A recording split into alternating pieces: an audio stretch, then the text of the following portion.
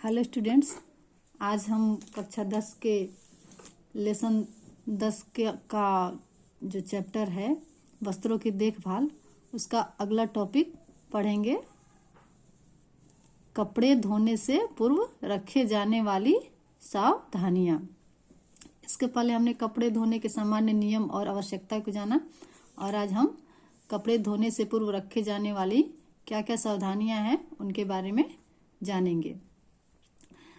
कपड़े धोना एक महत्वपूर्ण कार्य है, इसे सावधानी पूर्वक ही करना चाहिए। जैसे कि कपड़ों को छांटना।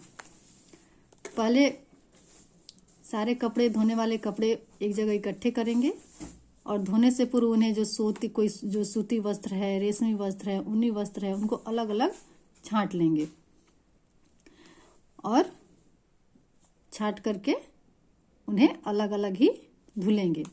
और कपड़ों की छटाई करते हुए कुछ बातों का ध्यान रखना होता है, जैसे कि अधिक मैले और कम मैले वस्त्रों को अलग अलग कर लेना चाहिए। जो वस्त्र अधिक मैले हैं उनको अलग कर लेना चाहिए और जो कम मैले वस्त्र हैं उनको अलग करना चाहिए। दोनों को एक साथ नहीं धोना चाहिए। दूसरा है, सूती वस्त्रों में सफेद तथा रंगीन वस्त्रों को अलग कर लेना चाहिए। यानी कि सूती जो वस्त्र होते हैं, तो सूती वस्त्र में यदि कोई सफेद सूती वस्त्र है, कोई रंगीन सूती वस्त्र है, तो उन दोनों को अलग अलग कर लेना चाहिए। दोनों को एक साथ नहीं धोना चाहिए। तीसरा है कि रंगीन कपड़ों में कच्चे और पक्के रंगों के कपड़ों को अलग कर लेना चाहिए। जिस कपड़े का रंग कच्चा है, यानी कि धोते समय वो रंग छोड़ता है, तो उसको अलग धोना चाहिए। और जो पक्के रंग के कपड़े हैं, जो धोते समय रंग नहीं छोड़ते, तो उनको अलग धोना चाहिए। और सबसे महत्वपूर्ण बात कि रोगी के कपड़ों को अलग ही धोना चाहिए। रोगी के कपड़ों को अन्य लोगों के कपड़ों के साथ नहीं धोना चाहिए। दूसरा है कपड़ों की तलाशी। यानी कि कपड़ों को धोने से पहले जो कपड़े की जेबें होती हैं उनको भली प्रकार से जांच कर लेनी चाहिए। जैसे कि जेब में रुपए हैं, रेजगारी यानी कि जो सिक्के होते हैं, कागज है या कुछ अन्य वस्तु है, तो उसको निकाल करके अलग कर लेना चाहिए। तीसरा है कपड़ों की मरम्मत। कपड़े धोने से पहले यदि कपड़ा कहीं से फटा हुआ है तो उसको पहले मरम्मत कर लेंगे, उसको सिल लेंगे, उसके बाद ही कपड़े को धोना है। चौथी सावधानी है अनावश्यक सामग्री निकालना। यदि वस्त्र में कोई लोहे का, प्लास्टिक का बल्क लगा हुआ है, पिन या हुक लगा हुआ है, तो उसको धोने से पहले उसको निकाल लेना चाहिए। पांचवा है धब्बे छुड़ाना। यदि कपड़े पर दाग लगा हुआ है, जैसे कि चाय का दाग लगा है, स्याही का दाग लगा है, हल्दी, पान आदि का दाग धब्बे पड़े हुए हैं, तो उनको पहले छुड़ा लेना चाहिए।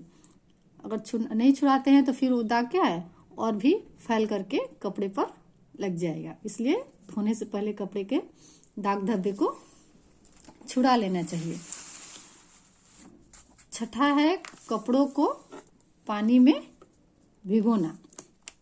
कपड़ों को पानी में भिगोना। गंदे जो कपड़े होते हैं उनको यदि हम साफ करने से आधा घंटा पहले सर्फ वाले पानी में भिगा दे, तो उनके जो मैल होते हैं फूल जाते हैं और साफ करते समय आसानी से निकल जाते हैं। इसलिए कपड़ों को पानी में भिगो देना चाहिए। अगला है कपड़ों को पकाना। यदि कोई कपड़ा बहुत ज़्यादा गंदा है तो उसको सोडा या साबुन का चूरा पानी में डाल करके उस पर आग पर चढ़ा करके उसमें वस्त्र डाल करके आग पर चढ़ा देना है और उसको पकाना है। और पकाने के बाद उसको धोना है। इस तरह से जो अधिक गंदे और चिकने कपड़े हैं, जैसे तेल वगैरह लग जाते हैं, तो उनको साफ किया जा सकता है। अगला है रोगी के वस्त्रों को पृथक धोना। पृथक यानी कि अलग। तो रोगी के वस्त्र हमने पहले भी बताया कि रोगी के वस्त्रों को अलग ही धोना चाहिए। और अगला है उचित साबुन का प्रयोग करें। यानी कि वस्त्र के तंतु के हिसाब से क्या बोलते हैं, साबुन का प्रयोग करना चाहिए। जैसे कि ऊनी कपड़ा यदि धो रहे हैं तो ईजी का प्रयोग करेंगे, सूती कपड़ा धो रहे हैं तो साबुन सर्फ का प्रयोग करेंगे।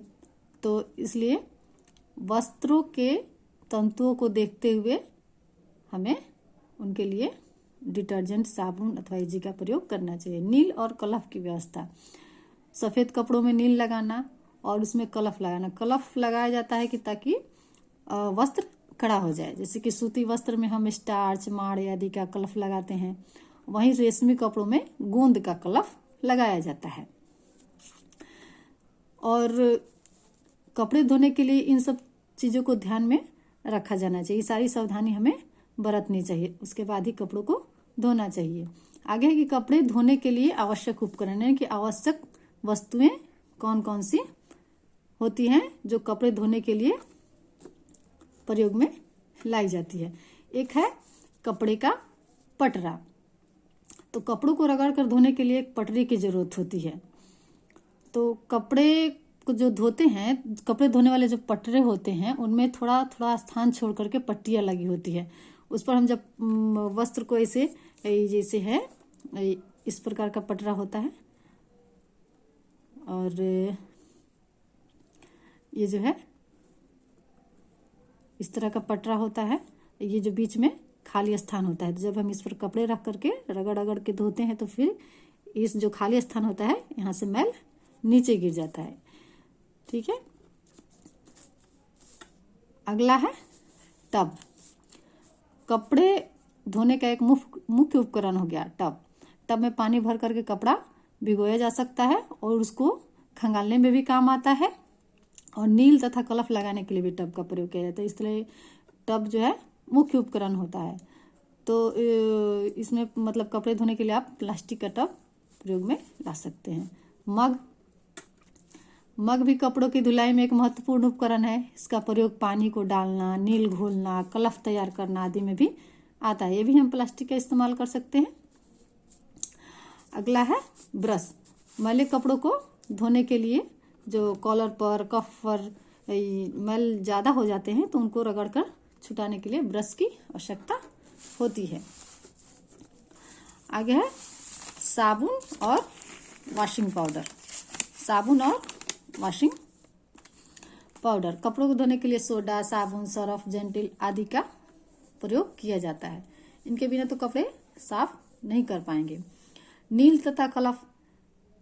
कपड़े धोने के बाद सफ़ेद कपड़ों में नील लगाना, सूती, रेशमी कपड़ों आदि में कलफ लगाना कपड़े को कड़ा करने के लिए। जैसे सफ़ेद सूती वस्त्रों में चमक लाने के लिए नील तथा उन्हें कड़क बनाने के लिए कलफ की आवश्यकता पड़ती है।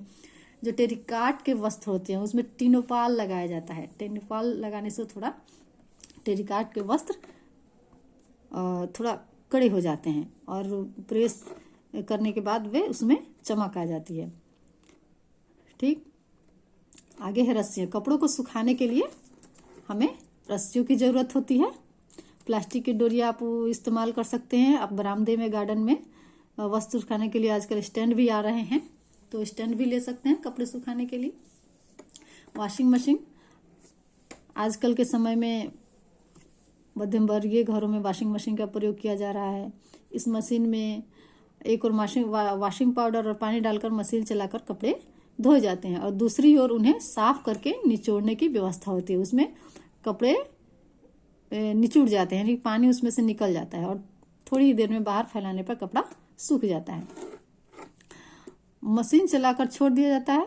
मशीन समय पर जब कपड़े धुल जाते हैं तो मशीन अपने आप बंद भी हो जाती है।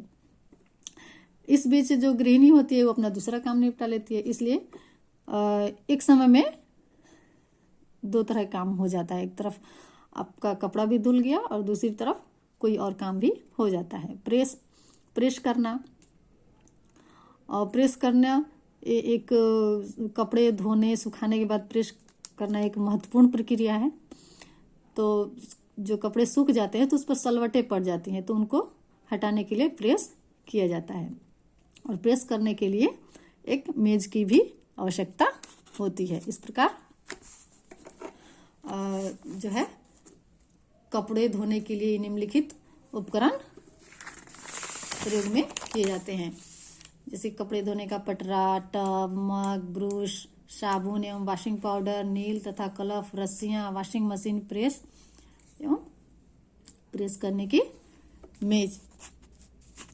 तो आज के वीडियो में बस इतना ही, और अगला टॉपिक हम अगले वीडियो में पढ़ेंगे।